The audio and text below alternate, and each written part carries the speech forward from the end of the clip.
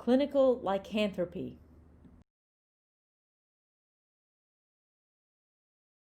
Intrigued by treating a patient who thought he was a werewolf, Dr. Jan Dirk Bloom, an assistant professor of psychiatry at the University of Groningen in the Netherlands, mined the archives of psychiatry to find out just how common the condition is.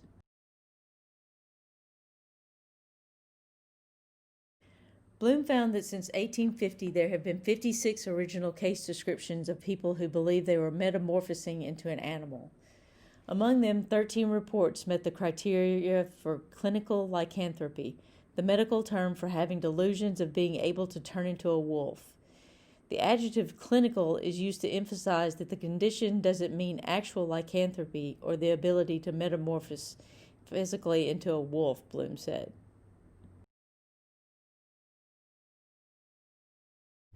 The wolf in the mirror. The idea of shape-shifting humans has been around since ancient times and remains an evocative theme even today. But less attention has been given to clinical lycanthropy, a condition that, although rare, does occur.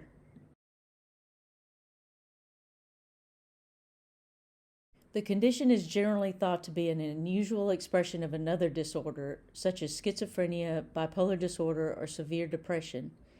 Indeed, in reviewing all 56 cases of delusional metamorphosis into an animal, Bloom found that 25% of the patients were diagnosed with schizophrenia, 23% with psychotic depression, and about 20% with bipolar disorder.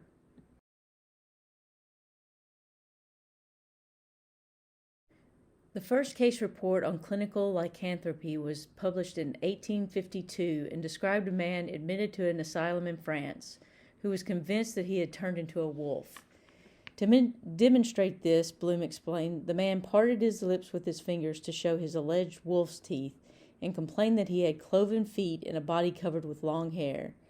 He said that he only wanted to eat raw meat, but when it was given to him, he refused it because it was not rotten enough.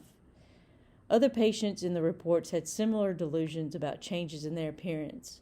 One saw the head of a wolf when looking at himself in the mirror. Another was convinced that the bones in her body had been replaced by a pig's, and one felt claws growing in her feet.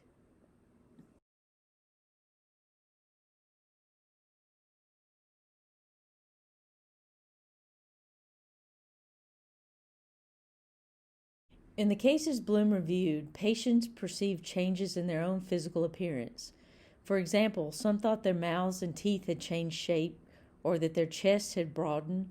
Some experienced their bodies shrinking, and some felt burning sensation in the belly and thighs.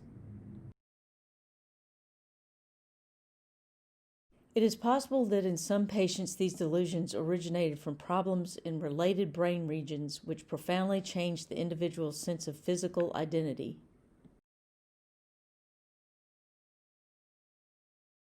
Still, because clinical lycanthropy tends to occur along with other major psychiatric disorders such as schizophrenia, psychotic depression, or bipolar disorder, the best practice would be to treat that underlying disorder.